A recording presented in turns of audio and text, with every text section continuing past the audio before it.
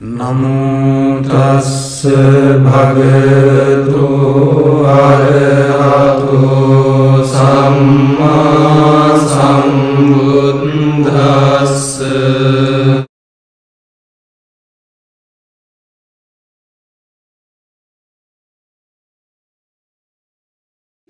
We will start because to me your time is more important. Yeah, and I want to stop at around 11 o'clock. To try to get to the next destination, not being too late, as I haven't had lunch yesterday, Dana, and I may have to miss lunch even today if that happens, no? Anyway, let's start. Sadhu, sadhu, sadhu, namo tassa bhagavato arahato samma sambuddhassa. Namo tassa bhagavato arahato samma sambuddhassa. Namo tassa bhagavato arahato samma sambuddhassa.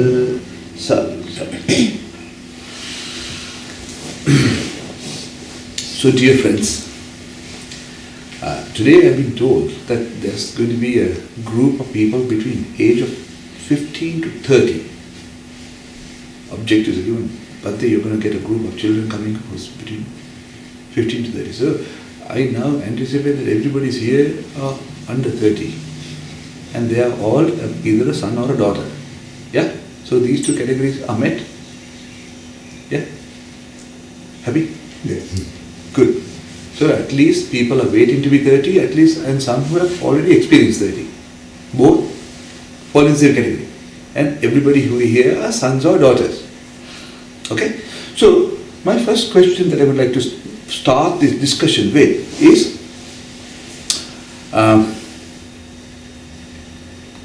were you all born? Were you all born? Yes. Right. So, who was born? Who was born? Me.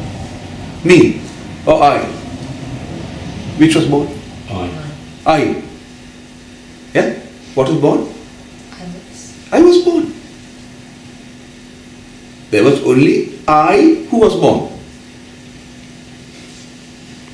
Yeah? Take some time to understand what I'm trying to say.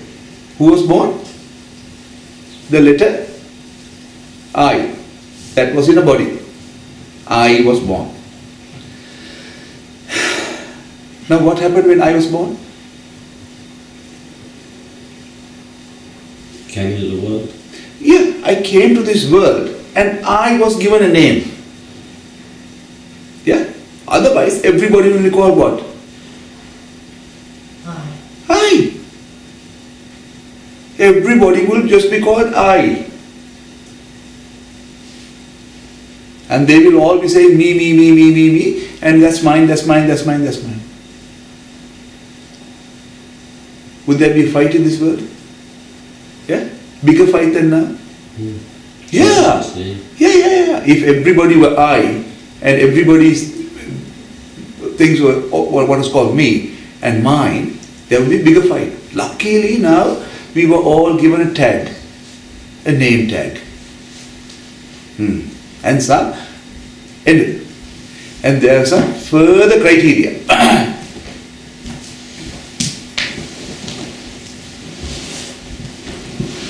Yeah? Lucky that there was further criteria to identify certain families in a way, ne? Yeah? So the caste and the creed and all the religions and everything were given to categorize. Adequately categorize. Yeah? Adequately categorize. So I now have an identity. I now have some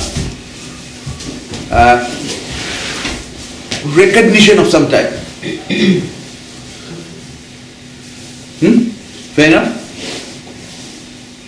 So, I who was born is now continuing, existing. Yeah? So, how am I existing?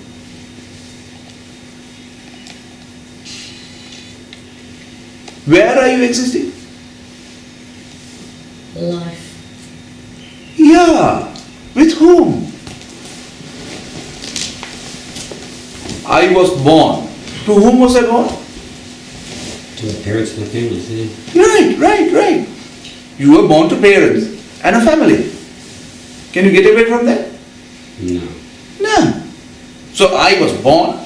This I was born to parents. So now, what has happened?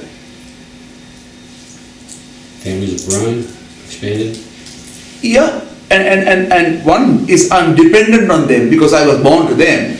And with that dependency comes an obligation. I am obliged to them. Neither. I was born to this world and I was born, right? I was born and I was born to a parent and I'm now dependent on the parents. Because I'm dependent, I'm now obliged to satisfy the dependency. Right? So this is the beginning of life. And as time went on, I made more relations. I made more relations. I met more people. And what happened with me meeting more people? Either I became more dependent or they became more dependent on me. Yeah? And either they are obliged to me or I am obliged to them. Isn't this a transaction that's still going on? Yeah? And what have I been doing up to now with this dependency and obligation? Have I just kept quiet or have I cried foul on them? Have I just kept quiet or have I cried foul? What is to cry foul? Unsatisfied? Yeah! Unsatisfactoriness, discontentment. I'm not happy with all of what they're doing. They are causing me unpleasantness. So I blame them. Yeah, I blame them.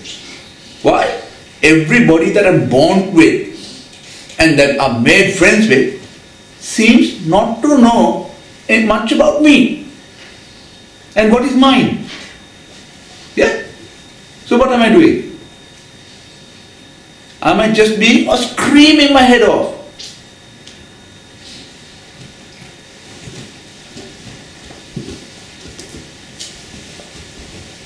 Amazing, no? I'm screaming my head off. I'm angry about a lot of things and I'm using this anger to threaten other people so they behave the way I want. Whom am I talking about? Whom am I talking about? The I. Me? Bhante, how did you know me so well? He must be psychic, right? He must be able to read others' minds. Am I psychic? No. I am just another human being like you who was born to two parents, who was born to other siblings and other siblings born to me or born with me. And I, like you, have come to a stage where I have been in conflict. Conflict with others, conflict with myself. Not knowing how to avoid this conflict. So Nangi, what is your Nangi Aki? Nangi. Nangi. So Nangi, what is this conflict?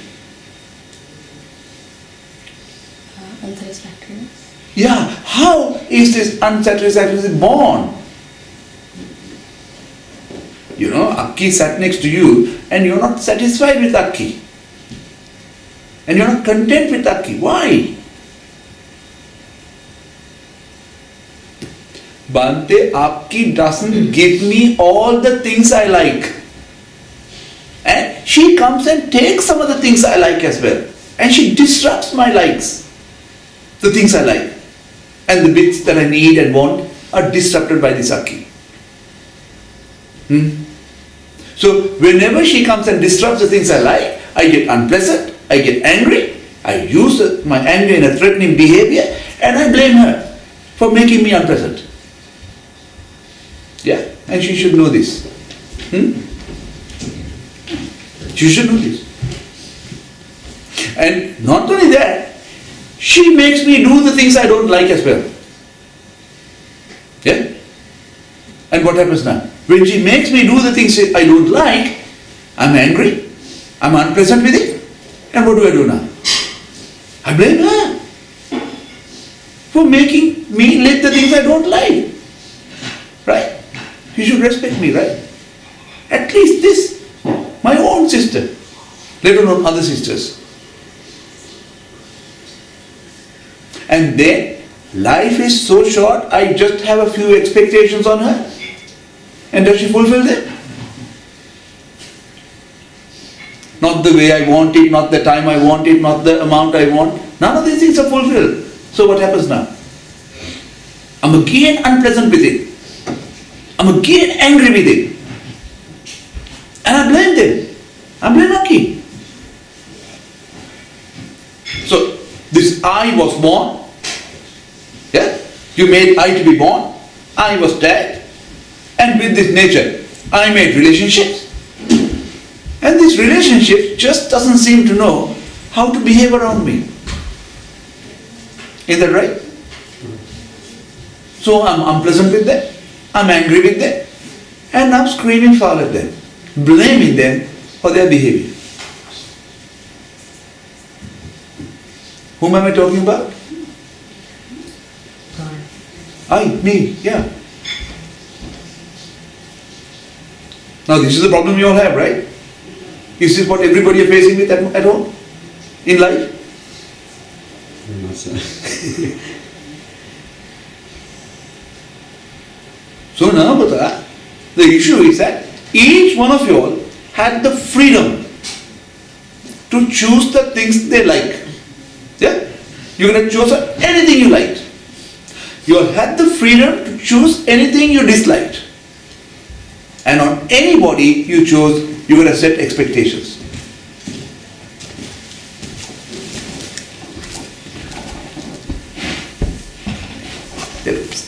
So you're going to set expectations on anybody. On anything. Couldn't you? Freedom. So having this freedom to choose the things you like, having the freedom to choose the things you dislike, having the choice of setting expectation on other people, is it fair to blame other people? Huh? No? No, it's our own expectations, isn't it? Exactly. This is the way you expected things, this is the way you chose certain things. Except that it's just commonly accepted that it is okay to blame everybody around me.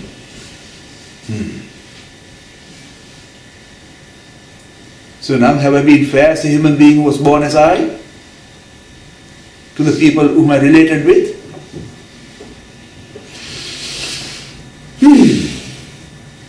So I call myself a good human being. I call myself a kind, compassionate person. Yeah? And I also identify myself as a Buddhist. Those who do so. And I say I live by the Dhamma. Every word you say, if you look behind, there's a nature of blame in it.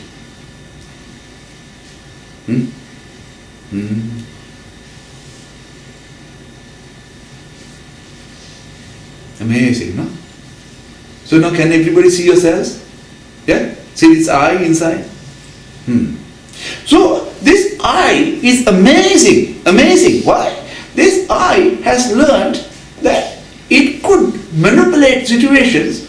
So I always tries to benefit this little person called me. Yeah? What does I do? Benefit me. Yeah? If this little me gets more, if this little me gains something, right? Gets bigger and better, I like it. Yeah? I like if this me, this self, myself, gets more. Right? So constantly, this I is justifying, reasoning things out. So this little me is benefited.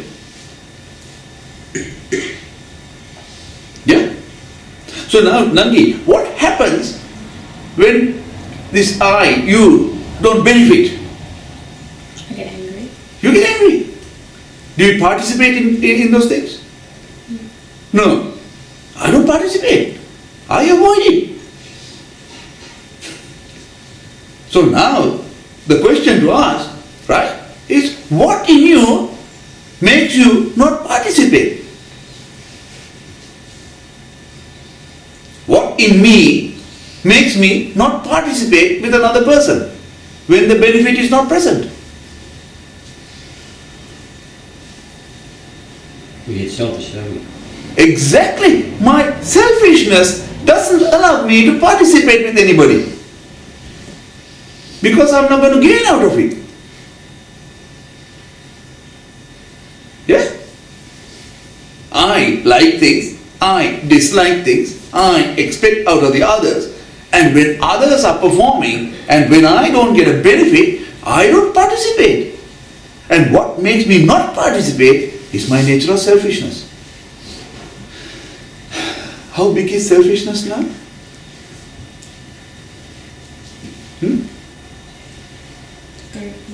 Very big. Abki, if I asked you earlier, Buddha, whether you are selfish, what would you have said? Exactly. You would have said, no, I'm not selfish. I share things with other people and I don't think only of myself, I think of others as well, but they don't think I'm that selfish. Huh? I am not one of those selfish people. But now when you look at it, where there is gain, I'm happy, but the moment I don't gain, I'm an unhappy person. And my selfishness makes me not participate.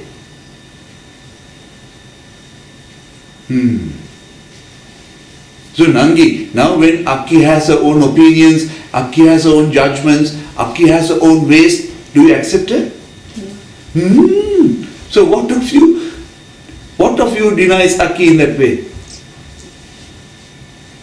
My selfishness is what doesn't allow me to accept Akki for who she is. How big is it now?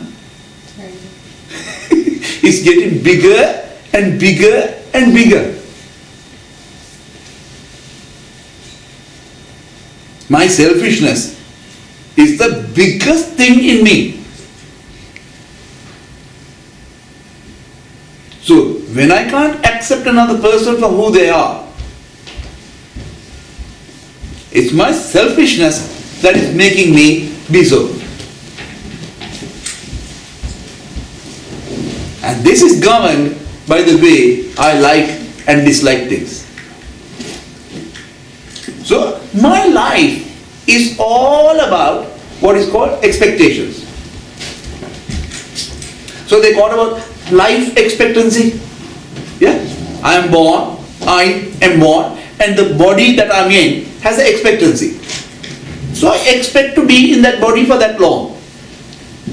And while I am in that body for that long, I expect to do these things. To experience pleasures with the things I like, with the avoidance of the things I dislike. Yeah? So life and existence is about this setting expectations and fulfilling expectations of others. What is more? Your expectations on others or your performance on another's expectations?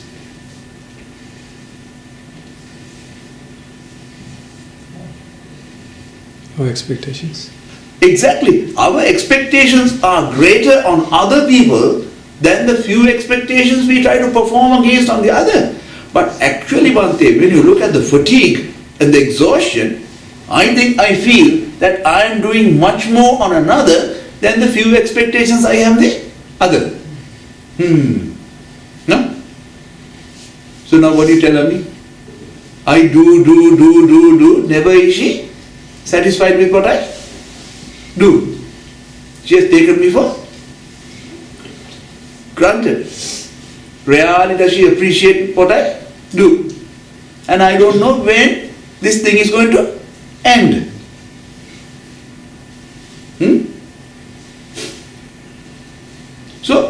happened to us now? So each one of us, this I is tired. I is tired. You look at certain people, they are always sleepy. Exhausted. Exhausted. They only spend 24 hours. From sunrise to sunset to sunset to sunrise. And to survive a sunrise to sunrise, you need 8 hours of sleep, it seems. And even that is not enough at times. I'm so exhausted. Doing what? Doing what, Aki? Protecting the things I like, avoiding the things I don't like, fulfilling other people's expectations, safeguarding my expectations, and pretending. Pretending? Did I say pretending? It did come out just like that, eh? So, Aki, do you pretend? Eh? You do? Sometimes I have to. How much do you pretend? I'm not too sure. Bhante, this I is nothing other than a pretense on the outside and something else extremely different on the inside. You know those naughty chocolates that you have? On the outside it looks innocent, but on the inside it is yummy. Right? All the gobi bits and all the nuts and all the things, yeah, all hidden inside. So this is why Buddha says, Anto jata, bahi jata, jata jatato pada. He says, inside me, I'm one thing, with all these likes, dislikes and expectations. The outside world is all about the nature of good and the bad and the right and the wrong, the fair, the unfair, just and the unjust and the... And what do you need to do on the outside? Conform to all these expectations that others have. So you are supposed to be the good person, the right person, and be fair with what you come up with. Right? Fulfill the law of justice. When all what you have inside is likes and dislikes. And amazingly, if you look at the likes, half the things that are wrong, bad, unfair, unjust are things I like to be. So what do? Do you openly live these things you like or secretively live the things you like? I didn't hear that. Oh, that also said in secrecy. If you know about secrecy, I am the most secretive.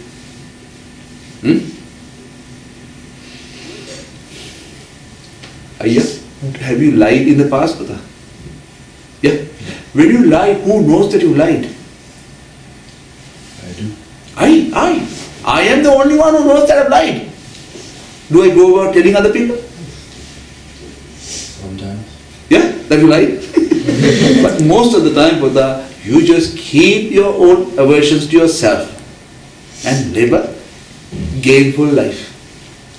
I reason myself out, happy with the outcome, I feel I'm good, and I live it.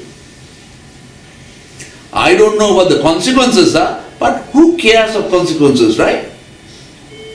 Yeah? Is that right? These things called precepts, commandments, 10 commandments, 5 precepts, the 3 pillars. Have you read them? If you read the Quran, you read about the 3 pillars, you read about the Buddhism and whatever they come to talking about precepts. You talk about Christianity, they talk about 10 commandments. So what? I know them. I know them. How many of you know the 5 precepts? Not many people lifting their hands up, right? Amazing, 5 precepts. Do you know them? Yeah? Why? Nangi, why do you know these 5 precepts? Because I'm Buddhist. Yeah. I'm a Buddhist, therefore I know the 5 precepts. Good for a person who knows, no? Yeah, now if you're a family member, you need to know the family name, right? What happens if you don't know the family name? It's embarrassing. It's embarrassing. You do not know whom we belong to. Yeah. If you live in a town, you should know your address. Yeah? Where you live? Yeah. So like that, I'm a Buddhist, I know the 5 precepts. Are you supposed to live there?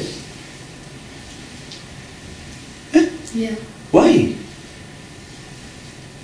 Because that's what you're supposed to do when you're a Buddhist. When you're a Buddhist, you're supposed to live the 5 precepts. As a Christian, you're supposed to live the 10 commandments. As a Muslim, you're supposed to live the three pillars. Yeah? Amazing. Now who's right? But aren't they more the expectations which we place upon ourselves, like, what's the word I'm looking for? Help me out. That's what each brand of religion, Yeah. that's what we strive for. Exactly. Now the two words that you want is the morality and the ethics. So there are certain ethics in certain communities, and there are certain set morals to live by. And you are set by them. And these become your principles, and the principles need a little bit of discipline to be followed. So I expect all of you all to have principles, right? Yeah? Principles that follow abstinences and etiquette. Yeah? So, Chidimali, you have etiquette, Devapada? Yeah? You? Do you know what etiquette means? Yeah. So, when you eat, do you eat with the right hand or left hand? Right. How many of you all eat with the right? How many of you eat with the left? How many of you all eat with both hands? When you eat bread and nothing, don't use both hands?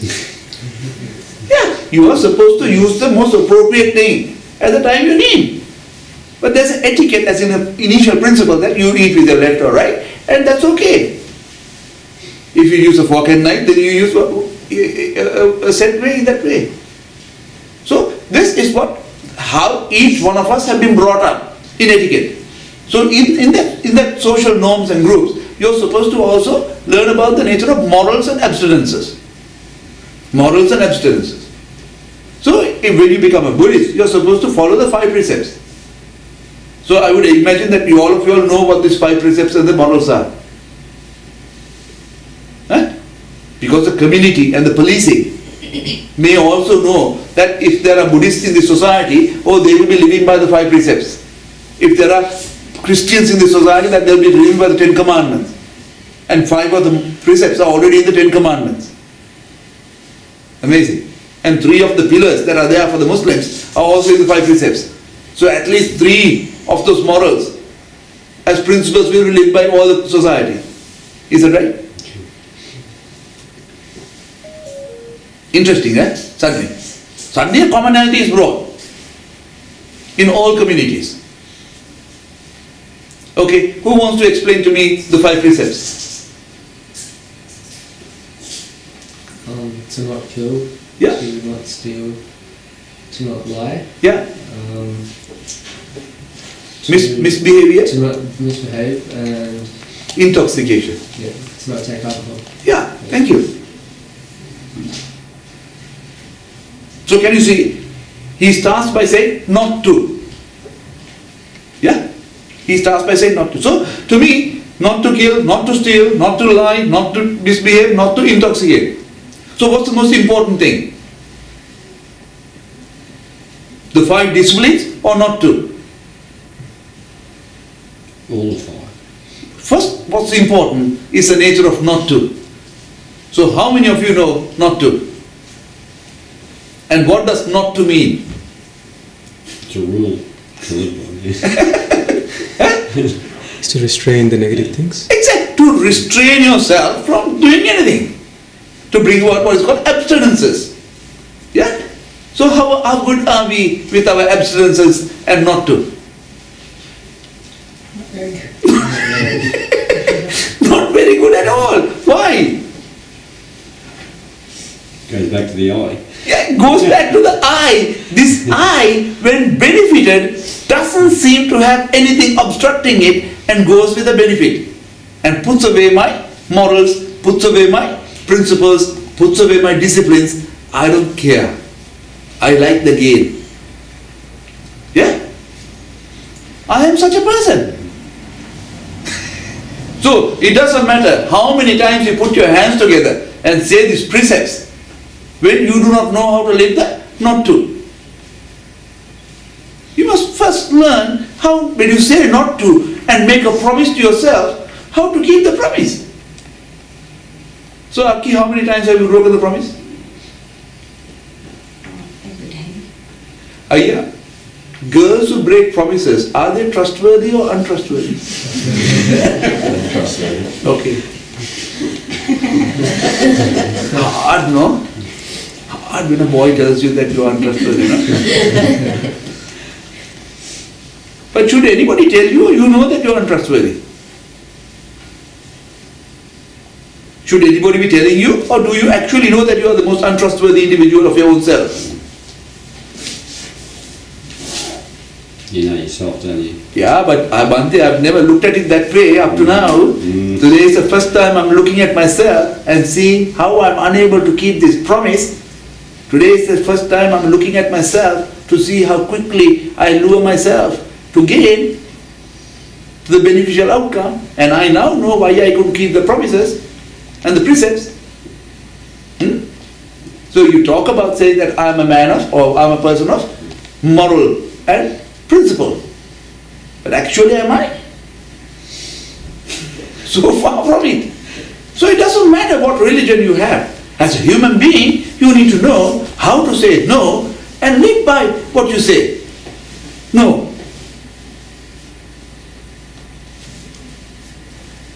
Isn't it? Okay. But what if it's like, but what if you're brought up in a society where like, I'm not saying we're bad people, but like since we're brought up in, like all of us were brought up in the Australian society, and like in that culture itself, like we like end up breaking the 5 precepts anyway. Okay. It doesn't mean we're bad people, but it's just like it's just gonna happen anyway. You know what I mean? Right. If you allow it to happen, Buddha, it'll happen. Okay? Yeah. Now take the same argument that you're now saying, right? Yeah. The debate. Now, in every society there are people who kill. Yeah. Yeah? Right? Yeah. So it doesn't matter whether you came to Australia or Sri Lanka. Yeah. Okay? You would be killing. Yeah. Would you? Well, not really. Why? Well, how many mosquitoes would you think you had killed when you were in Sri Lanka? How many ants do you think you killed? How many insects do you think you killed? And why has it changed when you came to Australia? There are mosquitoes in Australia. Don't you kill them? Yeah. Don't you squat flies? Yeah. Yeah. So suddenly you take one principle and a discipline, and when you investigate it, there's no difference in this society and that society. It's environmental, and you choose the environment to be so you clean it up in that manner. So you will kill. So now, take the next precept, to take something that doesn't belong to you, of stealing. Now whether you were in Timbuktu or Sri Lanka or Australia, if you thought that you have bought something of another's, what would you do? It's got nothing to do with Australian culture. It's just that you choose that you want something that is not yours and you choose to take it. So it's not driven by environment. It's not driven by society in a way. It's driven by you and your personal need. Right? Understand that? So now next one, it's about the line. Yeah. It doesn't matter where you are. If the circumstances are such and you have to say something and articulate something in lies, you will lie. And it's not an Australian thing, it's a human thing. So Australia is not to be blamed for lies or stealing or whatever. And now you come to the next two things. It's about the sexual misconduct and the nature of intoxication. Now, if you are a person who chose that is what you need to do, hey, doesn't matter whether it's Australia or otherwise. It just at the moment, Buddha, it's a convenience. It's a convenience. And maybe more than the convenience, it's the nature of upbringing. That you have been brought into a culture and an environment where you are in a minority. And in that minority, the nature of intrusion or the nature of freedom for you has been lesser. And that causes you to rebel against that. So therefore you use the rule and the law to your benefit to say that it is a culture of the location I'm in and it is this, therefore I'm able to behave with my principles in this way. You know, when I was in Sydney, I had a similar group, we were talking, and they said, one of the fathers said, Bhante, why don't you talk a little bit about this 18 business. I said, what is 18 business? When children are 18, they think that they can freely go drink. I said, yeah? Whose children? And I agreed with the father that children can go and drink. From the day they are born till the day they die, they can drink. Milk and water and tea and juice and all these things. But it's the one thing that they should avoid every age. It is an intoxication. And doesn't matter whether you're 18 or not, you should not intoxicate yourself. Because if you think that you can intoxicate after 18, then you should be able to kill after 18 as well, right? You should be able to lie and steal and misbehave, couldn't you? So why do you just take one of these principles and say, I can do that? Right? So it is the personal ethics, Puto, and not just the Australian culture. And I wouldn't blame Australia for it. No way. I think Australia is a fantastic country. It's got the best Asian mix in this country than most other countries. I've traveled around the world. I've been to the States. I'm frightened of the States. Why? The Red Indians who were there, with the Europeans who migrated in there, has got a mixture of the Afro-Caribbean and Hispanic influences. And the arrogance there is very different. You come to Europe, UK and Europe, the aristocracy is such that they have a very inbuilt nature of certain things. You come to the Middle East, right? It's a very different culture. You come to Asia, it has a very different culture. Now you come to Australasia and be happy with that the Aborigines and what they had, the Europeans who come here, and the Asian mix have brought a very, very beautiful environment. Though maybe the fears around people about blame, right, and the fear of failure may be something that is driving all of you all into a corner where you feel intruded in this way. Okay? So to me, just because you are 18, right, doesn't mean that you get any freedom. What you get is more roles. You get the role to be able to be responsible with your driving on a street and the safety of another. You get to be a role of civil, or it is with civil liberties, where you are able to vote and have a lot of freedom with the legislation. And that takes more responsibility from you. Now what you're doing is intoxicating yourself. That then brings you all the harm. So don't interpret 18 as a passport to drinking. It is not.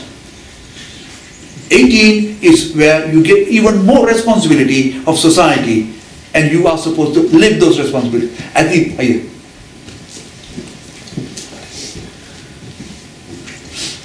so one must slow down. One must slow down to first question this thing in this way. I, who is born, who benefits me, now is trying to work a benefit out to get my freedom, to get my independence, and to make sure that my privacy is respected. You understand what I'm saying? Yeah. So the precepts are most important, and in the precepts, this not to or abstinences. And in Pali, it is about the Veramani, Sikkhapada, Samadhyami. So when you utter these words of Veramani, Sikkhapada, Samadhyami, what you're saying is Veramani is the nature of abstinence, Sikkhapada are the nature of the etiquette and the principles that you take, the disciplines. Samadhyami is a promise you make to abstain from. Okay? So one must slow down. One must slow down to first begin to see this I. Right? Because I is always trying to benefit.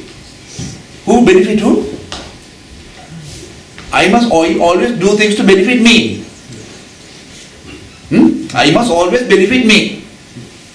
And then when it benefits me, the outcome is always either possessed or dispossessed as mine or not mine.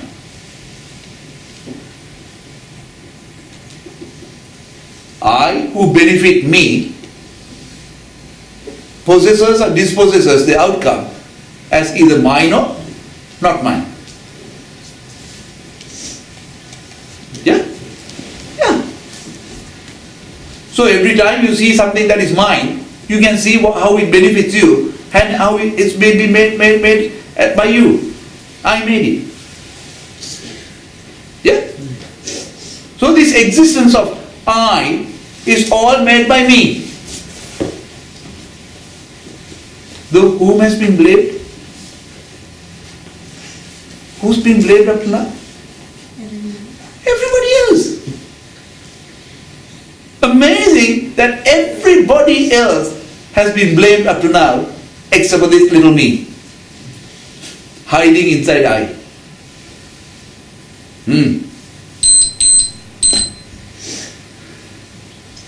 Everybody else around me is being blamed except for this little me. I am always right. Sorry, am I always right? No. Ask yourself inside. On the outside I would say, no Bante, but inside I am always right. And inside, I told you so. You know what I told you so means? If you only listen to me, yeah, serves you right. Yeah? Have you seen those things? Yeah. And these things are present because I am always right. And you must always listen to me. And why all these things have happened to you is because you haven't listened to me.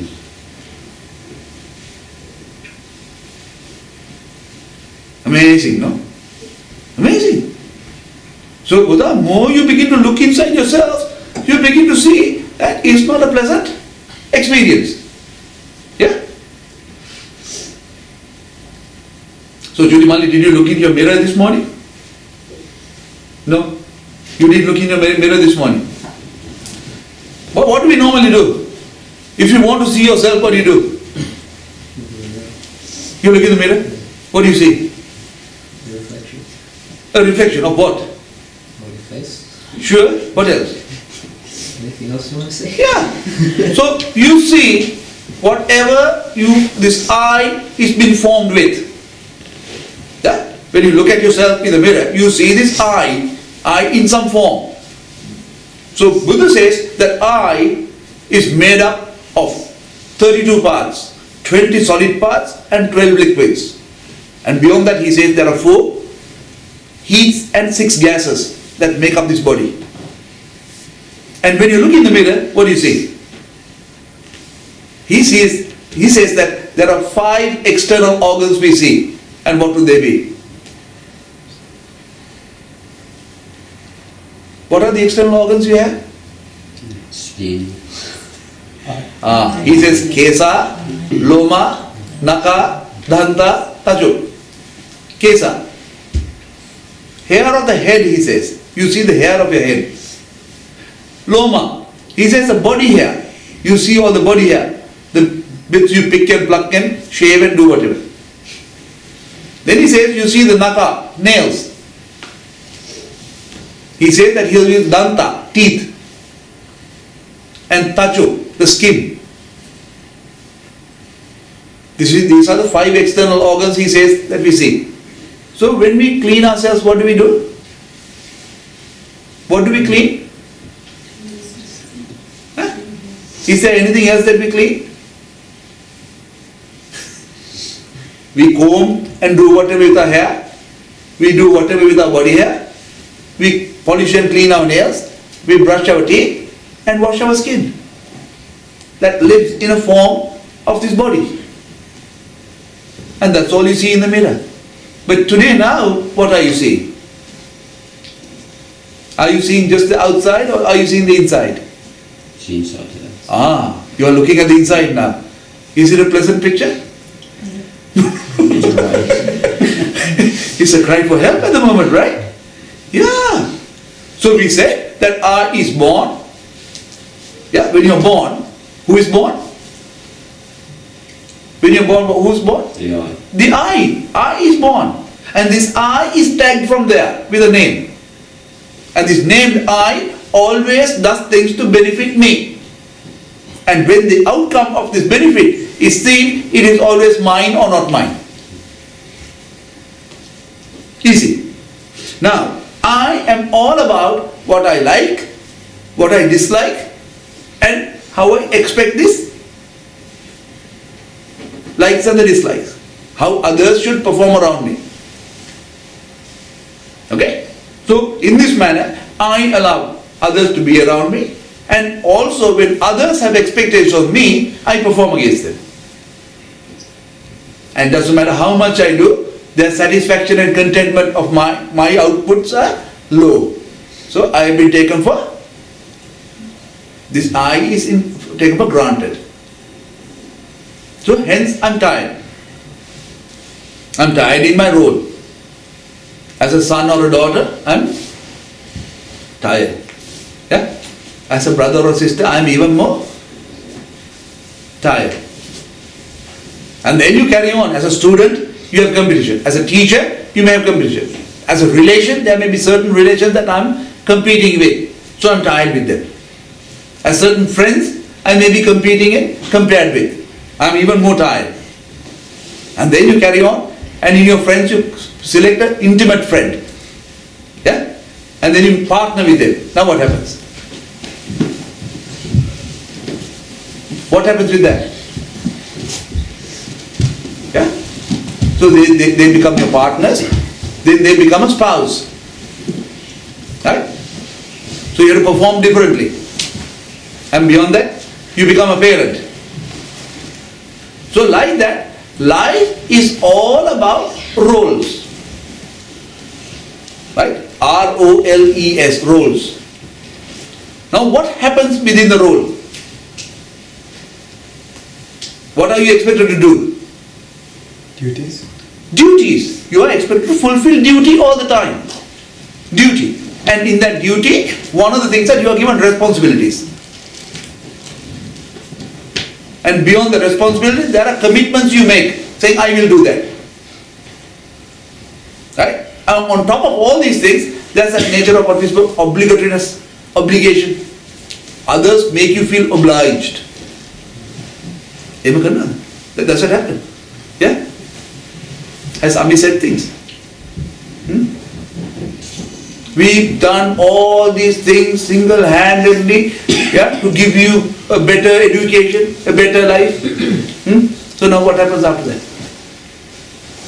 You have to do stuff now. Yeah, you are now obliged to return back that thing that they've done. We've given you a better education than we had.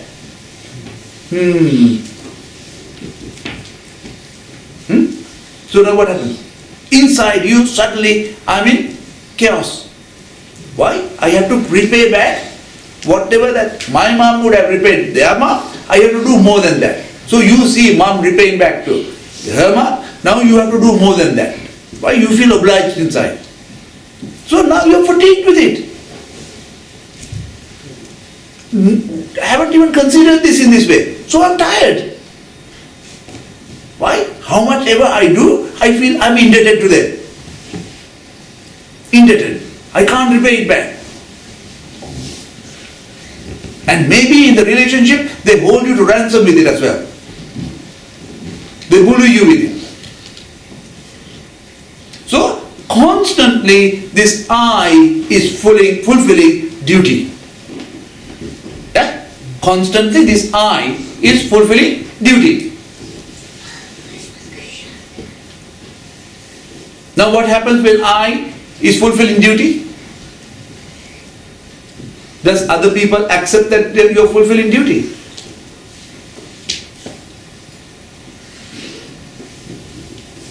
Not always. Not always. Let's take an example with these two sisters, right? So Nangi, you go to Aki's cupboard and take a dress of hers. Doesn't happen frequently, occasionally. Yeah? So now, though she wasn't there, you trusted that when she knew that you had taken, that she'd say, okay. Taken with trust. Yeah? Aki wouldn't mind. But Aki comes and Aki minds. So Aki screams. But you were only doing, right, to take a dress that always is a hand-me-down to you. Aki sticks something on you. He has a hand-me-down. So you were only trying it out, saying, if this came to me, how it would be to me, right? Fair enough? No? Yeah. Though Akki doesn't understand that. So she screams at you now. So now who has to arbitrate this issue? The parents come now. So now what do the parents do? In whose favor do you think the parents are going to arbitrate the issue? Akki's favor or Nangi's favor? The owner of the dress. Eh? The owner of the dress. The owner of the dress. I think most parents will say, "Ayo, doesn't matter, let the young one have it first, you can have it later, we'll get you a new one." Yeah? Yeah. Always I have to listen to this and experience, and the younger one always gets scot-free, the old one always have to put up with that arbitration. So ultimately you are only fulfilling duty with your sister. But the mother comes in there, intrudes into that and arbitrates it in another manner. Now do you think it's fair? No, and you collect a couple of these things and now you're angry. Why? Constantly, it's that little Nangi or Malli, the younger ones always get the place. I don't get anything, they have taken as the center of attention and I am nobody. Yeah? So I'm angry. So constantly this duty is in arbitration. The duty of us. So Buddha says that life to us, now that we are born and born in relationships, these transactions always causes what is called? Conflict. Conflict with dispute. Conflicted dispute. Constantly there's dispute. So he says there are 4 types of disputes. 4 types of ways for the dispute to occur. And interesting. So he says that in this world, a dispute or a conflict is only present if there's somebody being accused. If somebody's been accused, there's going to be a conflict. No accusation, no conflict. Right? So Akki, from now what should you do? Stop blaming other people and accusing. No more conflict. Yeah? Easy, right? Is it? Okay. So now can you see, when we begin to talk about this. So he says, there's only a dispute if another person is being accused of.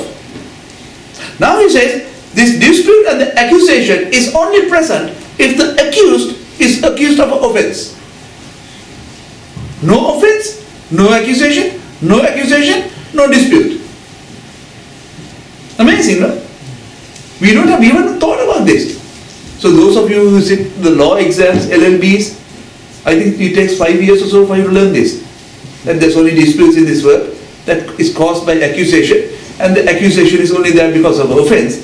And now Buddha says that every offense is nothing other than a duty of a person in a role.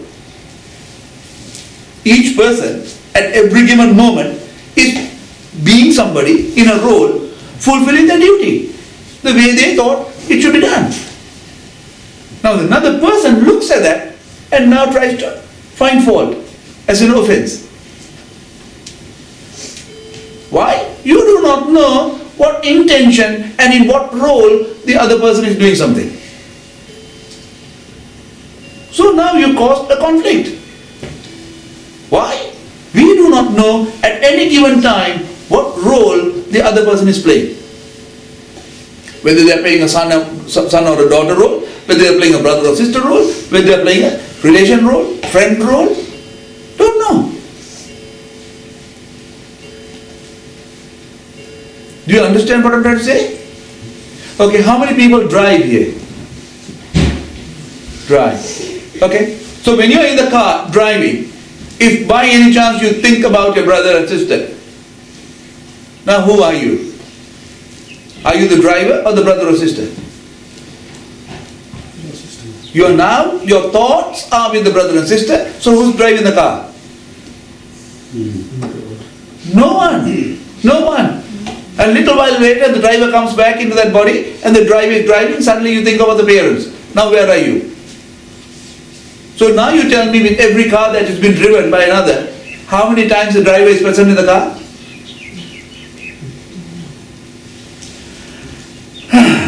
frightening. Frightening. Why? Half the time the car is driven by whatever you identify as autopilot. Yeah? Some low consciousness is driving the car.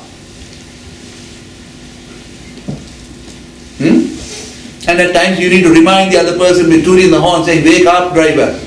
Yeah? You should move, the lights have changed.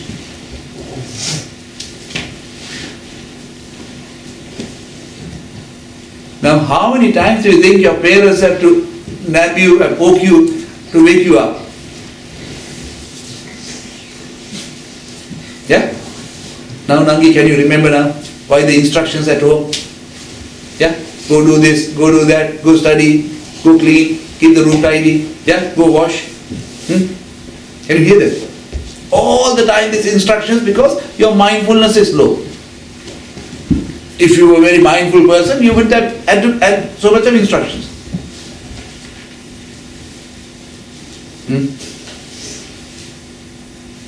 Why? Your guardians around you aren't aware of what role you are in any given time. So half the time you are with your books, who are you? Should you be the teacher? Should you be the student? Should you be the daughter? Should you be the brother or sister? Who? Student. Are you? Are you a student when you're with the books? Or are you somebody else in there? I'm constantly thinking about other things that I should have been doing and I did or whatever. And your mind is less times on the book and the role of a student. So, life is all about roles, and as the role progresses, you're supposed to take on more skill.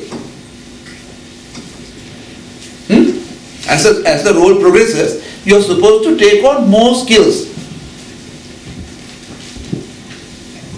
And be extremely professional with that existence. So I expect all of you all, that you all have the most skill, right? I hope so.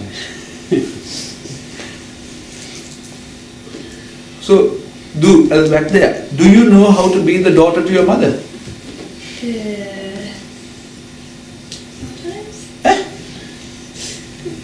Sometimes. How about you? Do you know how to be a daughter to your mother? Sometimes, yeah. Good. So, if you know how to be your daughter to this mother, what do you think you need to be if you want to be the good daughter to your mother? Respectful. Respectful. What is that?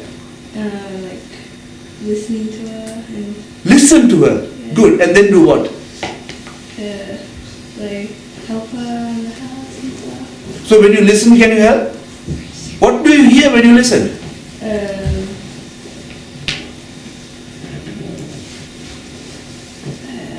Like Do you hear what she's saying, or do you hear what you want to hear?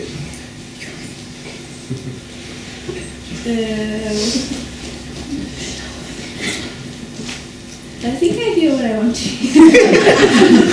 I think I want to hear what I want to hear, and I'm happy hearing what I want to hear.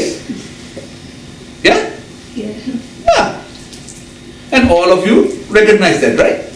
I seem to want to hear the things I want to hear, don't want to know what the other person is trying to say. Say it with showing.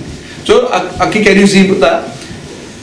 To be Ammi's good daughter, I only have to do little things. Right? Yeah. I have to make sure that I do some of the things she likes. Yeah, some, not all. I have to make sure that I avoid a few of the things she dislikes. Yeah? And I must make sure that some of her expectations are fulfilled. Yeah? So then I fall into Ammi's category of good daughter. I am my mother's good daughter.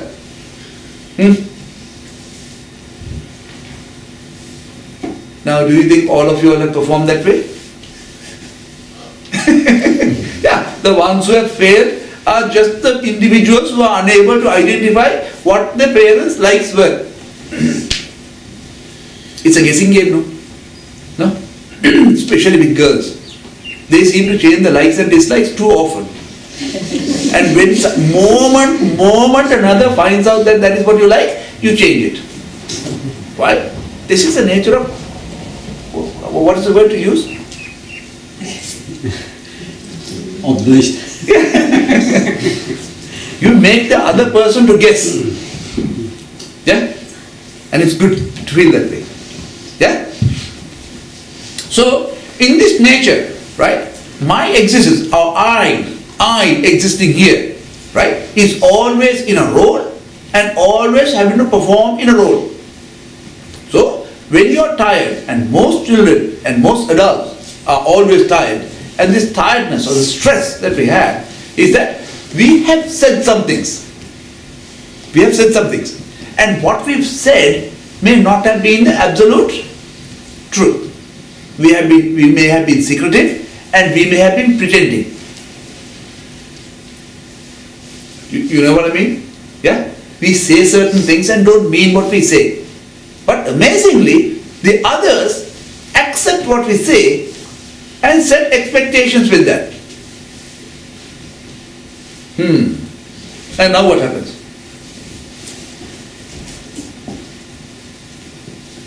How many of you have been the first or the best in the class the first time you went to school? Yeah? You know what, the first year you go to school, yeah? You become the first or the best in class. Now what happens? What happens for the rest of my life? Recognition of what you've done. Exactly, not just the recognition. Suddenly the expectation is set that year on year I become the best and the first. Can you? Can't. Why? You do not know how competitive the other people are. You do not know how the other people grow. You do not know how the environment changes. You do not know personal things, how you change. But the expectation is set because you were first there, first time. So this Buddha is what is called the declaration. Life is all about you declaring to others of who you are in these roles. We are all about declaring how tough we are, how big we are, how strong we are, how good we are, how true we are, how right we are. We just keep saying things. Our ego makes us say this. Our egoistic nature makes us say this. Our selfishness makes us say this. The delusion says this. So now what happens? I say it because it looks good at the time of saying it. Other people listen to it, accept it, respect me for what I've said, and now hold me to ransom with what I've said.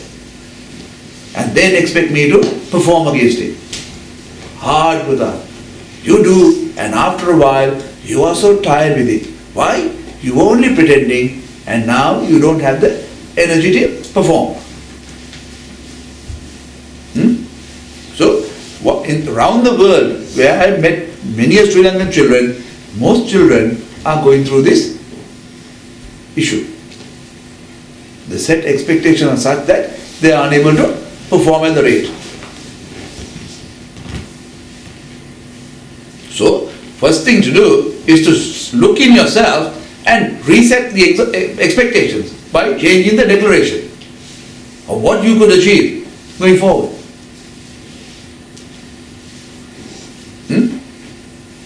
Why? This nature of exhaustion is one of the causes of many illnesses. This nature of exhaustion is the cause of many illnesses. By the way, how many people, how many children here? All are sons and daughters, right? In this room, are there anybody who's not a son or a daughter? Okay, good. So I'm only talking to sons and daughters, right? So all the other roles must be put away. How many of you in your youth, right, when you haven't finished your homework and didn't want to go to school the next day, was able to find, or what would you do then? If you didn't want to go to school the next day because you haven't finished your homework, what would you have to do? Excuses. Excuses. What sort of excuse do you think we can make? Sick. Yeah, we are able to greatly manifest the illness, as in get some fever, get a stomach ache, or get adequately sick. So the guardian, whoever who is giving me the permission, feels adequately sympathetic, say, yeah, it's okay not to go to school. Amazing. So now, knowing that you are a person who can get to that point, and you've already done that before, take time to consider. Why? Some of these fatigues that I'm talking about causes even greater breakdowns. So slow down. Why? Role fatigue is something that not only does it affect the role, but it now creeps into other roles as well. Leaks into other roles as well. And all roles seem to be fatigued then. Recently I was in Sydney, and there was a family, and I was counseling a family, and they had 3 children, a boy and a set of twins. And one of the twins, who's in the middle, right, who's identified as an elder sister, has an issue. That girl is not growing adequately, as well as her eyes are always droopy and she's always sleepy. She's constantly sleeping. So they want to know why. So then I said that this daughter has what is called role fatigue. So the father wanted to know, what does role fatigue mean? I said that she feels too tired being a sister, as an elder sister, Aki. So as twins, they were born, and they were born by cesarean section. And the age gap is less than a minute. One is a Aki by less than a minute. Why? The doctor took one child out, took the next child out. The first one that came out was the elder one, the second one was the younger one. Conventional theory. So now I said, that is not what you need to consider. What the doctor may have done is, depending on where they cut or how he cut, he would have picked the closest one. But what you need to consider is not who came out first, but to consider who went inside first. Why? The 2 embryos wouldn't have, cognited at the same time. There would have been one embryo that life was born there first, the next embryo at a different time. So the first one was the elder, the next one was the younger, not the way it was taken out. So by doing so, we decided that we were going to change the role, make the youngest one the elder one, and the elder one the younger one. How to do that? So we decided that we are not going to call them by names of Aki and Nangi. They are going to be elder sister and younger sister. Both are going to be called by just the nature of daughter or the name of the person. 3 days it took. The other girl just woke up again. And she was not tired anymore. Why? She didn't have to play the role of an elder sister. Yeah. So some of us are tired because of the way certain pressures have come on board, right? Now, in this audience, how many of you are the middle child?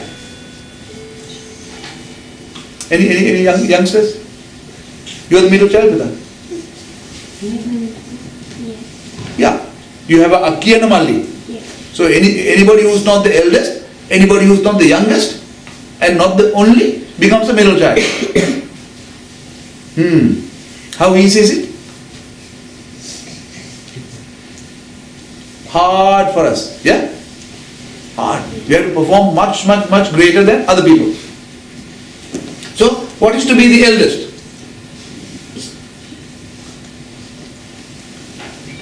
So how many of you are the eldest in the family? Okay. So what is to be the eldest?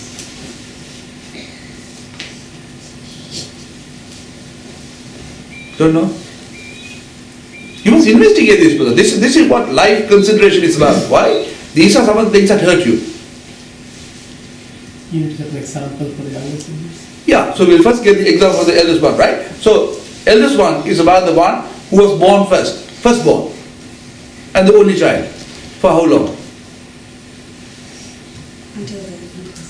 How long did you have to wait? 4 years. 4 years. For 4 years, I was the center of attention. I had everybody's lap, right? I had the inheritance of everybody's, whatever to inherit, and happily play with my toys. When one day without my permission comes,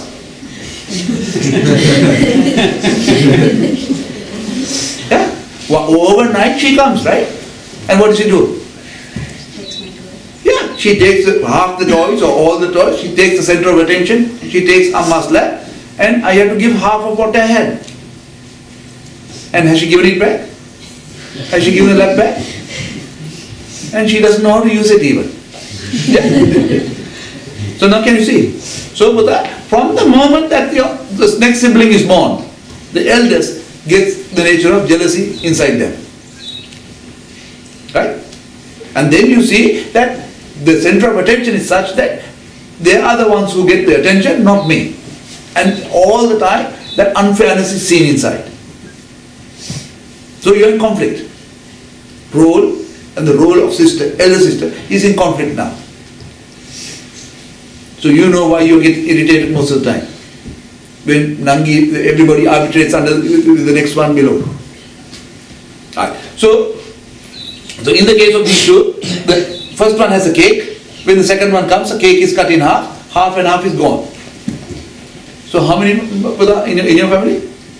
Include, as in... Yeah, you and how many more? 3. 3 people. Yeah. Right. So you came first, and who came next? My young brother. Brother. And after that? Oh no, just 2 kids. Oh, just 2. Okay. So anybody who's got 3? Okay. So just take the scenario of three children, right? Right. The first one comes, has a cake. The next one comes. In your case, right? Aki. Yeah. So you had the cake. Then the Malli comes. Lokumalli. Half and half. Now what happens when the next one comes? Both of you have to give half to the other. So then the youngest always carries a half. So entitlement of the youngest is always to have a half. The lap, the half, and the center of attention. The other two now carries a quarter and a quarter. But the eldest carries the quarter with that responsibility of being the eldest. But the second one carries a quarter that has nothing in it. No center of attention, nor is their responsibility. And that person has to do 10 times more to get the recognition. Yeah. If parents understand it, they will do a lot more for those people to actually survive. So now you know, when she is entitled to half and the lap and the attention, she tries to take your half as well. And now you know how tired you are of her. Yeah. So for that, if you know how to admit this and work with others, as a family, life becomes so easy. Life becomes so easy. Life becomes easy to accept the other person unconditionally. Otherwise, your selfishness and the nature of jealousy inside causes you to fatigue. Feel better? Yeah. Haven't felt so good for a long time. Why? I am looking at myself. I am looking at how me is benefited, and I'm looking how me has possessed things. In the nature, looking at how others are behaving around me. So this is what Buddha speaks about. Buddha speaks about a human being being born to this world, born as a self, and what they do as a self.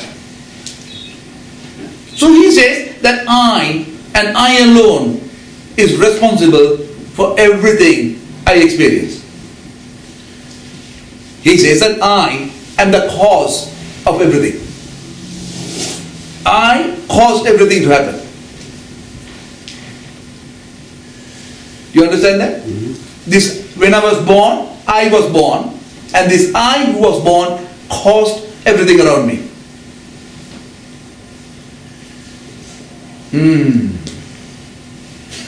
Yeah? Yeah. Why? Everything you've done, if you ask why, there is a because.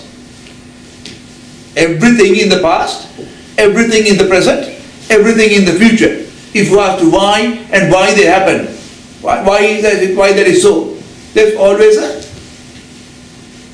because. And who made that because? The I. I made it. And if you look inside that because, there's always a beneficial outcome to me. It's all about taking responsibilities for your actions, really, isn't it? Exactly. But you must first see that I'm the articulator of this before you can take the responsibility. Why? Society has chosen to blame everybody else other than this I and the me. So there's nobody else to be blamed other than your desire, your craving, your nature of clinging. So the craving is what I like, what I dislike, and what I expect. The nature of the greed is the nature of the possessiveness. How the greed makes you to possess things. And there, when the beneficial outcome doesn't come, my selfishness is what now make me not participate in that area. In that I and me, there is what is called delusion. And this delusion, the word delusion, is the way I try to rationalize myself, justify myself, or protect and defend whatever I have done. How often does this happen? All the time. All the time. This I am trying to justify myself of the things I've done, the things I'm doing, the things I plan to do.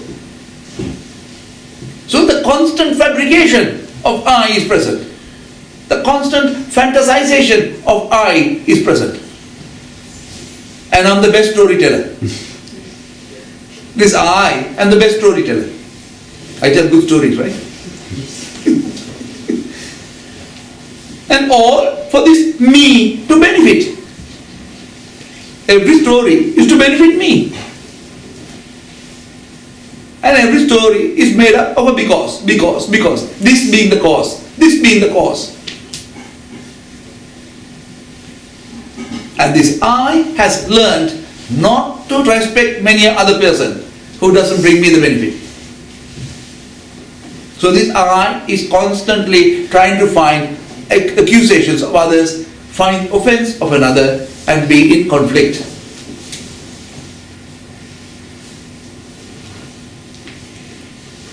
Yeah? So I am responsible for every conflict and fight, right? Not another. I am the responsible person for every conflict and every dispute. Right? And it's my selfishness that doesn't allow me to participate with another. And it's my delusion that makes me justify all these things. So now tell me, how big do you think your selfishness is, and how big is your delusion? Yeah, this world may not be big enough to hold it all. Yeah. So every relationship that is lived, okay, if there's a conflict, it is a selfishness within the relationship that's causing this issue.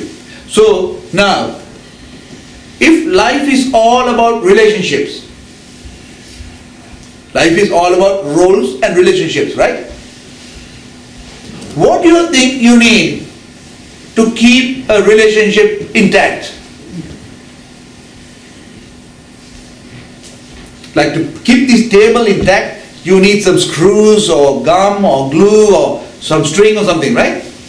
What do you think you need to keep a relationship together? Trust. Well done, Ayya. Trust.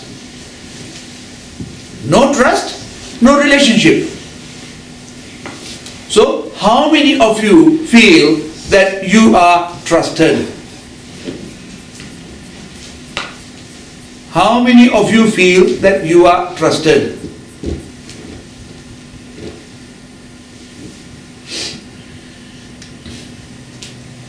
Amazing, not a single hand up. Any parent you want to support your child, to say that you trust the child? Not even them are putting the hand up. Shame, Buddha. Go, Amiku? He's gone? I don't think she trusts me anyway. Huh? I don't think she trusts me anyway. You don't think so? What are you doing about it, Buddha? Because you don't have a relationship with her then. How can you live without trust? Being trusted? You can't. It's hard. Why? The moment you have no trust, there's no freedom, there's no independence, and there's no privacy. Why? There's intrusion. There's intrusion into the life. There's intrusion into the existence. And intruded life is not a pleasant experience, right? Everybody? So, Buddha, what should one be trusted with? What are the credentials that one should be trusted with? Tati, do you trust Ayya? If you trust Ayya, what credentials, what do you trust Ayya with? To do the right thing. To do the right thing. Also, what are the right things? Because I'm sure Ayya, the way Ayya knows the right things and the way you know the right things are two different things. Basic principles of life Yeah. So what are they? and fantasy. Yeah. So Ayya, Tati says that he trusts you with the 5 precepts. Amazing statement, no? Tati, don't say too many things because I may not be able to prove that I am living by the 5 precepts. So he says that I trust my son never to harm himself or harm another in speech or deed. Why? Beyond harm is harming the person beyond killing. Yeah? So if you don't harm, nothing else can happen beyond that, right? So when you trust Apanatipata, you trust at that level. I trust my son never to say anything or do anything that bring harm on him or harm on another. So this means that Tati can allow you to go anywhere, knowing that you are not going to harm yourself, right? Yeah? Sure? And he? Yeah. So what is it that you have to do to demonstrate this now? I'm not sure. Oh, exactly. See, now can you see? So if Tati is to measure you, to trust you, now can you see what you need to be doing to demonstrate, to win the trust? Let's talk to the next one. Never to take anything that doesn't belong to you.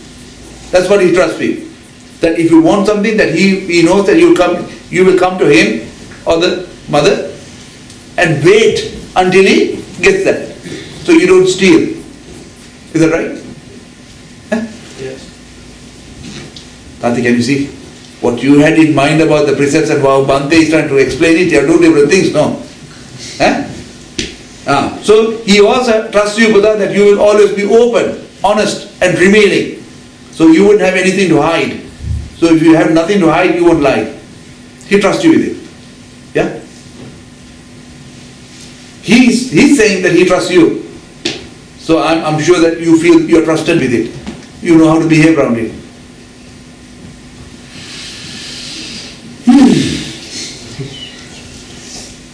Suddenly, Buddha, this transaction is not an easy thing to maintain. Tati trusts you, you don't trust your own self to demonstrate Tati's trust on you. And then he trusts, Buddha, that you will never be lured by yourself or by another to intoxicate yourself or sexually misbehave. With these 5 things that he trusts you with, you could go anywhere and come home safely and be on the right path. So these universal 5 precepts are so important to be trusted with. Yeah, I need to spend a bit of time with Bhante, no? To work out what I have to be doing. So now, Buddha, the important thing is to understand what are the things I need to be doing to demonstrate that I should be trusted with this. And that's the important thing, Buddha. As this Dhamma of the teachings of the Buddha is not to learn or memorize or recite for the sake of reciting. It is to be lived and be trusted with and measured with. Yeah? So, the teachings of Buddha is so beautiful, so beautiful. Though today, conventionally, we may be in a very devotional, Shraddha life, where we just use it as a ritualistic exercise. But it is not to be a ritual, but it is just to be something in your blood. It should be organ in you, lived every moment, and be trusted with it. Trusted with it. And you have it inside you already. You don't have to learn it anywhere. I don't know why children have to go to Dhamma. All what they need to do is to give them the space to do some meditation, to calm themselves down, to slow themselves down. And only when you slow yourself down that you begin to see what is there. How many of you came on the access road to the temple on this side? You come through there's two accesses, right? How many of you took this side access where there's lesser houses? Yeah? So what do you see on the street, on the road? Don't know, Bante. Why? The car is traveling, I am inside the car, I don't want to know what's outside the car. But if you only investigated and looked and walked, you would see all the little flowers, right? And all the insects and all the rubbish that's been thrown around. Yeah? But because we go so fast, we are unable to experience all these things. We don't see all these things. And this is because we have been made to be so multitasked and multi-skilled. We've been groomed to be that. And we are being made to be very hectic with our life. And with this, the nature of restlessness, recklessness and negligency is quite high. And still tolerated though. Still tolerated. So, to me, a human being is the rarest form that you can get in these lives. Rarest form. How rare? He explains that if this world was just a complete sea and you took a little donut and on the North Sea you floated it and the current was to take it anywhere it could. And in the same world and the South Pole there was a blind turtle, a blinded turtle. Every 100 years the turtle would come to the surface of the water to take a breath of fresh air and go back. And he says that by any chance the donut that was floated in the North Pole, the current was to take it down and down and down and to come to where this turtle was in the South Pole and be floating still in one intact and not broken. And this blinded turtle came up every 100 years, and one of those times he came up, he managed to get his head through this donut. And he knew that he got his head through the donut. He says, being a human being is even rarer. So each one of you has had the rarest opportunity to be born as a human being. And guess what you have done with that opportunity? We were all born with the capability to enlighten. But some fear of another, of a guardianship, has caused us to get configured the way we are. All what you need is continue what you are doing in a moral way. One should learn how to concentrate. Learn to slow down your mind. Second, learn how to consider. Why? Today the curriculum is making you to be so dependent on instruction. No instruction, you wouldn't know what to do. Leave a child to be for a day without instruction. See how mad that child gets. Why? Without the instruction, the child doesn't know what they're doing is right or wrong, good or bad. You wouldn't know. And now you would be, the withdrawal symptoms of wanting that instruction causes you to be so restless. Asking for that instruction. Asking for that attention.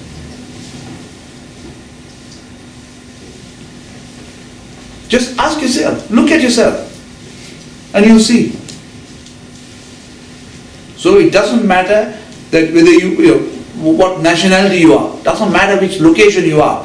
Each one of you are still a human being with the capability and the opportunity to improve yourself as a human being.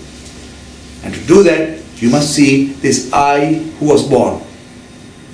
Without seeing this I who was born and with what I was born and what I have done to myself today to get to where I am, you can't do anything.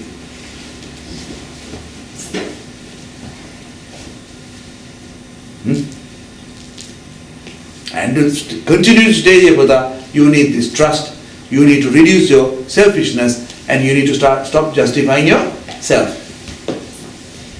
You just should feel worthy enough to be, or not have to justify. And today, I can assure you that each and every one of you feels so obliged that one lifetime may not be enough to repay what others may have done for you. That's the nature of obligation you feel.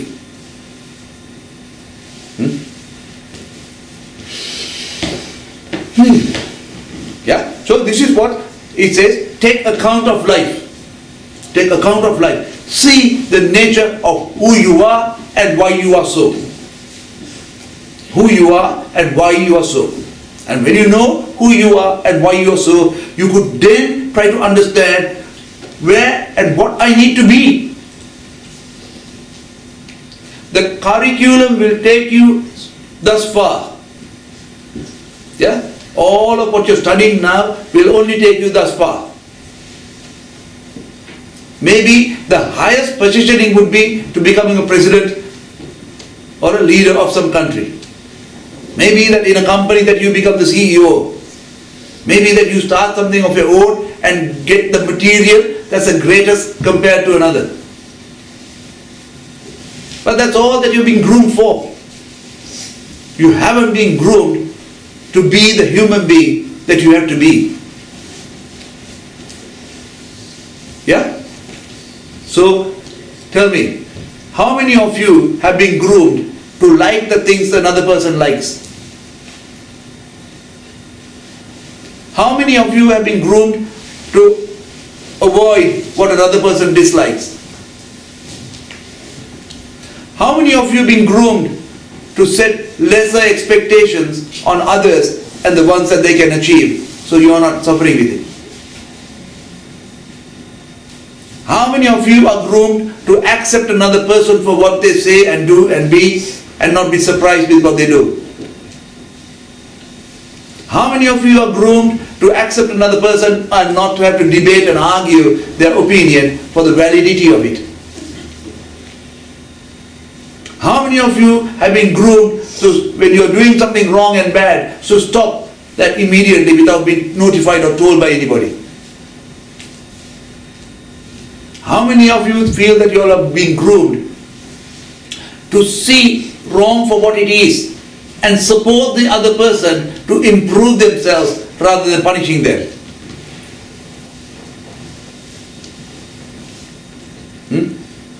How many of you think you've been groomed to trust another implicitly and unconditionally, as that is the only thing that keeps a relationship together? How many of you think that you are being groomed to take the responsibilities in this life and be accountable with what you are doing? If these are not the values of humanness and of one society, I find it very difficult universally to accept another person and just be, as to do this you need to be kind, you need to be compassionate, you need to be forgiving, and you need to be generous. Without these qualities of wholesomeness, I can't be what all these things were. Now do you think we are kind? Just consider, we said that I was born. If when somebody was born, if I is born, and I have been blameful of everybody else up to now, do you think I've been kind? Do you think I've been kind? To be kinder. Huh? We can be kinder. Yeah. The moment you stop blaming another person, that's the kindest thing you can do to another. And they're not at fault. It's the way you selected the like and dislike and the expectation that caused you to blame the other person. Your craving caused you to blame the other person. So blame should be stopped. And the next thing is that the moment other people behave around you, the way you get angry isn't kind, right? Because you use threatening behavior on the other people to be. So we are so far away from kindness. Okay, may I ask you, how many of you are generous? One day, the way you've been going, I'm frightened to put my hand up to say anything because you're going to twist and turn the story so much that I will feel so little. How many feel you're generous? You feel generous? Yeah? Okay, explain to me of what you know of generosity. So, just helping others when like they have like giving to other people. Okay, giving to anybody. Like when you say giving to other people, is it giving to anybody?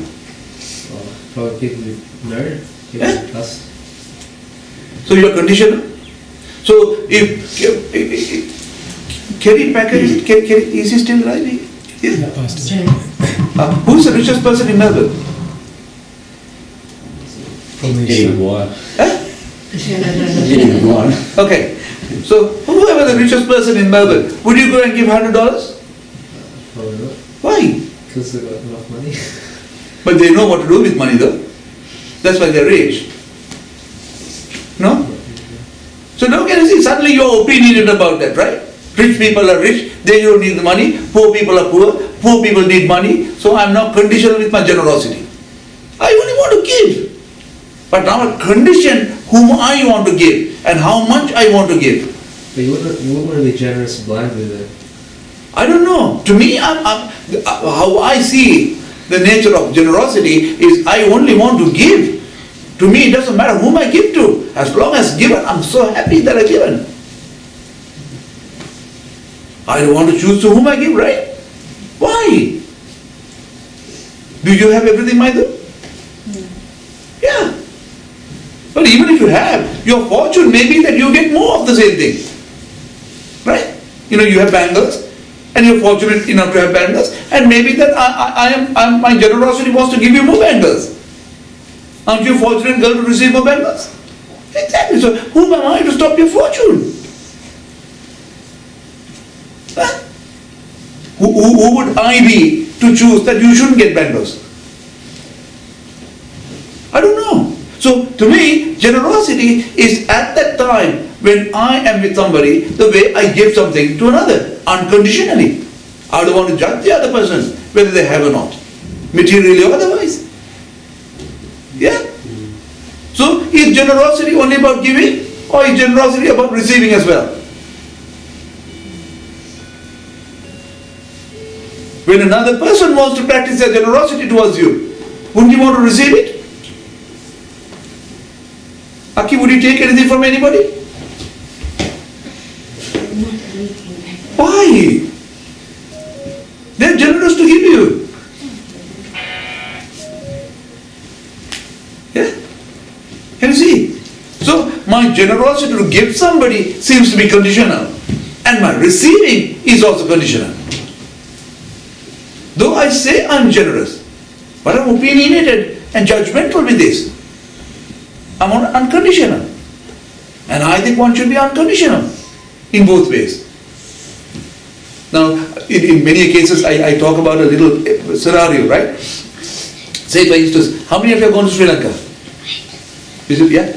You see these beggars who come, yeah, full of psoriasis in their hands and dark black fingers, snot pouring, they keep there.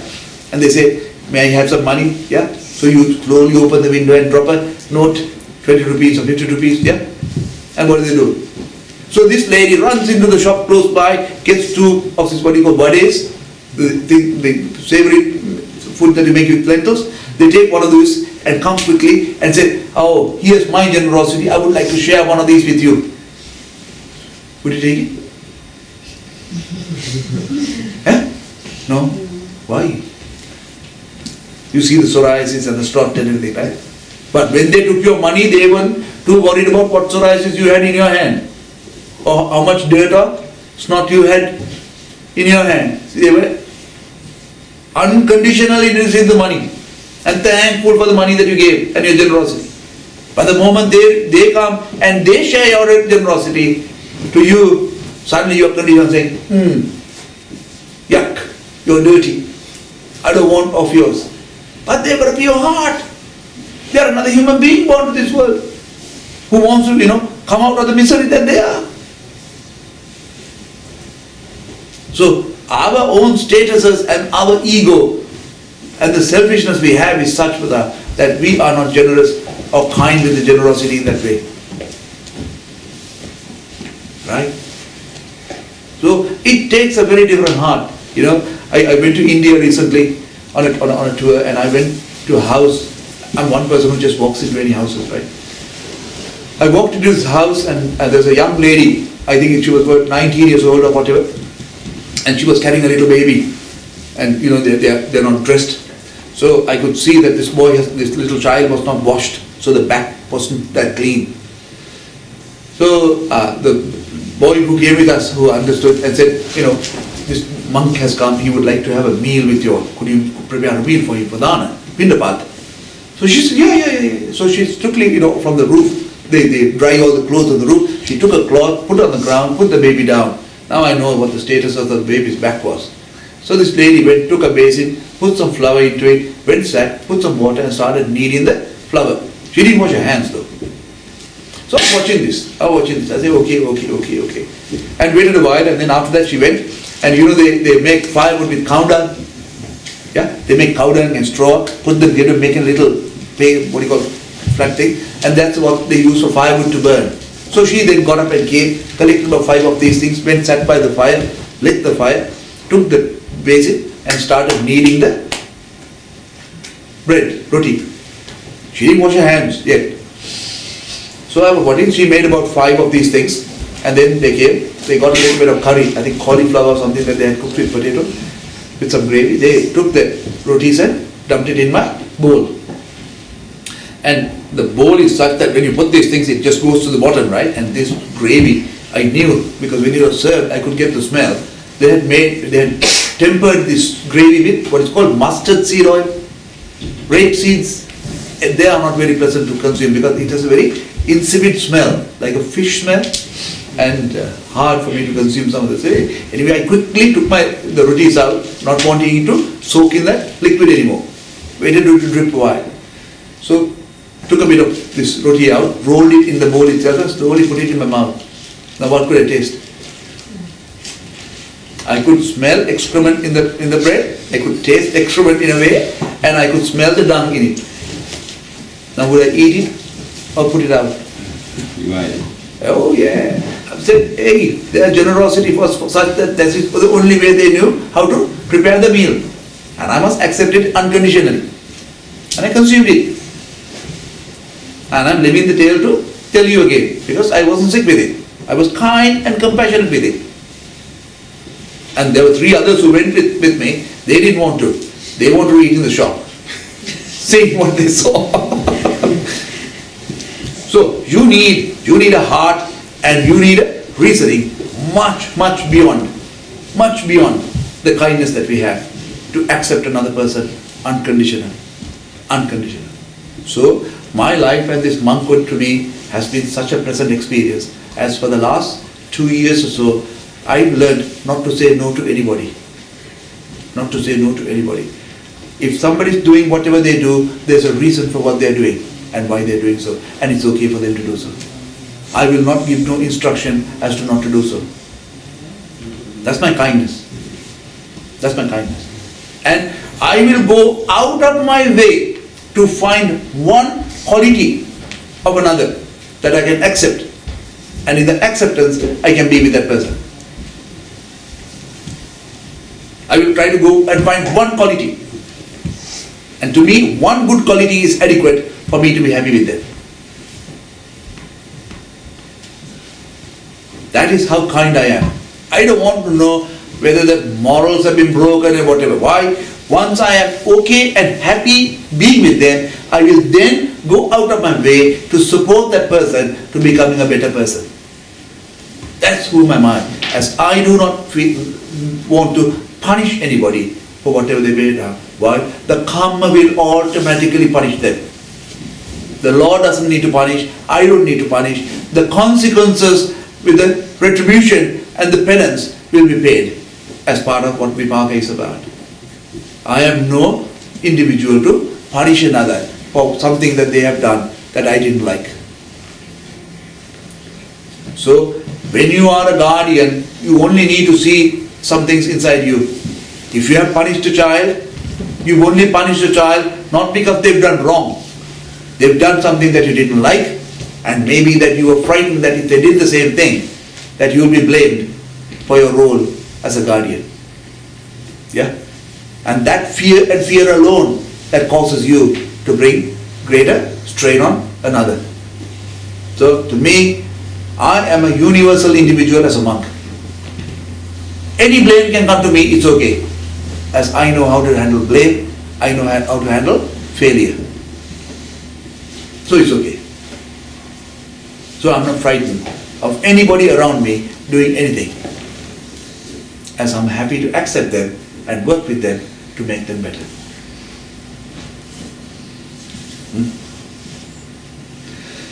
So, how many of you feel good? Thank you. Just feel so great today, right? Yeah. Haven't felt this good for a long time. Yeah. So this is what Buddha says. Buddha says that when the Dhamma is present and when you get a chance to go inside and see this I and see the nature of the beneficial me and when you see the nature of the possessiveness of mind, he says that we get this nature of what is called tranquility and serenity in us. Piti pasanti. And this is the most pleasant experience to have. And this I explained in the recital of Bujjanga. When you take Dhamma Vijay, when you take the Dhamma and investigate yourself inside with the Dhamma, he says that we enlighten ourselves inside.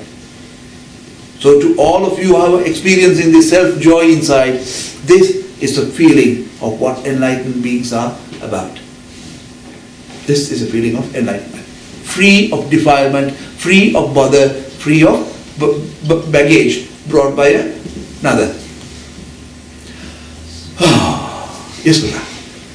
So if you said Buddha is like the most happiest being in the world, could you say that without any disrespect to him, but like, if he's so happy, then what is he happy about? Buddha, it is not about him being happy. His nature was about the contentment that he saw who he was as a human being. And he then identifies that this existence is all suffering, and this existence is suffered in the nature of impermanence, and in this impermanence there's only I, me and mine. So would you say, not respecting, but could you say that maybe Buddha was a bit of a heartless person? You know? Buddha, you don't see it in any one of those ways that you would express the conventional theory of existence. But what you need to do, Buddha, is to look at, right? When he says that this existence is all about suffering, do you think you are suffering today, or do you think life has been pleasant today? Yeah. So can you see, Buddha, what happens, right, is that if you take hunger, today, when hunger is present, you know to fill your stomach all the time and not allow hunger to be present. Yeah. If you're not clean, if you're dirty, you know how to wash yourself and repeat this process as frequently as needed, not to feel dirty anymore. So like that, what you do, Buddha, is in a very frequent way, try to repeat and repeat the pleasantnesses, denying yourself of the absolute truth of the existence of suffering. This body that we are living in is in constant pain and numbness. Yeah, that's right. And if we be in one place, it hurts. But we don't. We move. We change our posture as frequently as needed and bring about pleasantness. So what he saw is that we were denying and treating the nature of suffering and didn't accept that existence was all about suffering. So what we are now doing is constantly trying to increase this pleasure in a diluted way. And we didn't have enough time to come to this talk in that way. He then says that this world is an impermanent world. Everything is changing. Though it is changing, you are sat inside this room, under this roof, with the certainty that this roof is not going to come down on your head now. No. Why? Because it's pretty strong. Yeah. So you have given it what is called a temporary permanence. So in this nature of impermanence, you've made something permanent, you've made something pleasurable, and you repeat this permanency in this pleasure, and you have a very present existence. Denying the nature of impermanence, denying the nature of suffering. So when King Sudolan passed away, what would be Buddha's reaction to that? So when his own father passed away, yeah, what would Buddha's reaction be to that? It was just to feel that is all there was, because every person who's born has to decay and die. So as far as Buddha was concerned, he would have just seen that the most certain thing has happened to his father. What more should he feel like? Wouldn't he feel like a bit sadness or? Why? Because it's his own father. Yeah, his own father. Buddha, when you come to a point where you fulfill your duty and your obligations and you don't feel obliged no more, and if that father has not made himself dependent in a way, then you don't feel this anyway. Okay. So that's what I'm trying to get at. Like, doesn't he have a heart? Or like, he has a heart. He's got the most compassionate heart for another. He's not opinionated with that heart to feel the nature of obligatoriness towards another.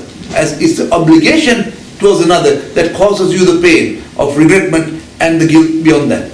So when you take any individual, if they have fulfilled their obligation towards another, and they have fulfilled the duty towards another, the responsibility, the commitment, there's nothing more that they want from them.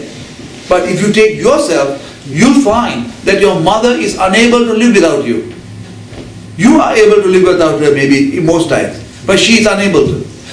Her inability is caused by two things. One is that she makes herself indispensable around you and make you dependent on her for as long as you can, or as long as she can, and then creates adequate obligatoriness, so the attachment is kept. So in the case of Buddha, he saw attachment and he relinquished attachment to all other relations around.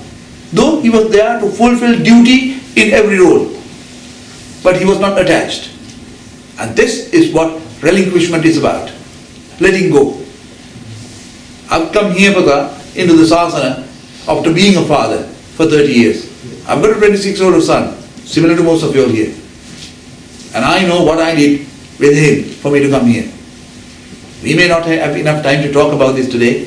I'm happy to take another occasion for that, and maybe a little bit longer, maybe in the afternoon, a time to talk about it. Yes. Bhante, we have a session next Sunday. Yeah.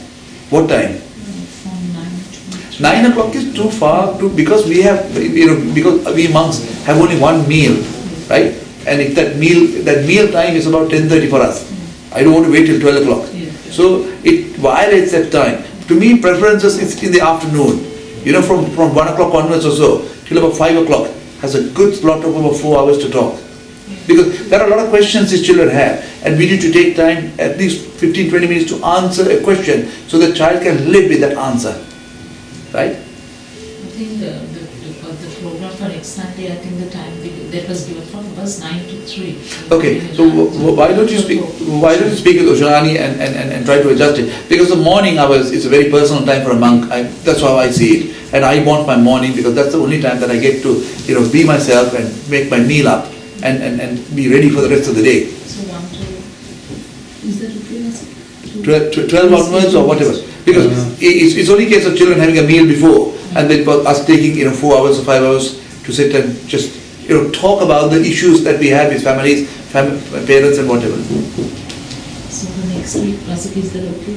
If Shall I get back to you? Yes, I'll please. start some people and then we can confirm it then. Yeah, if the temple is not available, And the house is available. Okay, yeah. The house that I'm living in is free, and I can accommodate 100 people without any problem. But I think 1 o'clock is okay, isn't it, for everyone? Is everyone alright with 1 o'clock? Or 12 o'clock, whichever. Have a meal and be present. Okay? So, my meal time has come. Yeah? And I know yesterday there was a few tears around that I didn't have a meal yesterday. Not only here, back in Sri Lanka and back in Sydney, and a lot of people was crying that I wasn't given a meal. But that was my choice not to have the meal yesterday. And even today, if it's late, I'll just be, and I don't have to feed myself. So I'm now going through exercise where I sleep less, and I only sleep 1 hour a day, and I eat only 1 meal a day, and I'm still surviving. And I'm very, very, very happy and comfortable in myself. So anyway, the exercise we just did, Pata, to look within yourselves, is the highest meritorious thing that Buddha says that you can do. Of any of the danas that you give, any of the practical pitta or whatever practice that you do, this exercise to see I, me, my nature is the highest meritorious thing. So let us all take this opportunity, Buddha, to share the merit we've gained with the whole universe of all of the living beings. May all of the living beings be happy, healthy, peaceful and content. May all our relations among the living and the ones who have passed away, whatever realm they may be, may they be able to accept our merit unconditionally. May we be able to accept their merit that they want to offer us unconditionally. May all of them be happy, healthy, peaceful and content. May each one of you have the strength, the courage and the confidence to continue to see this nature of I who was born, who always benefits me and has made this world mine and not mine.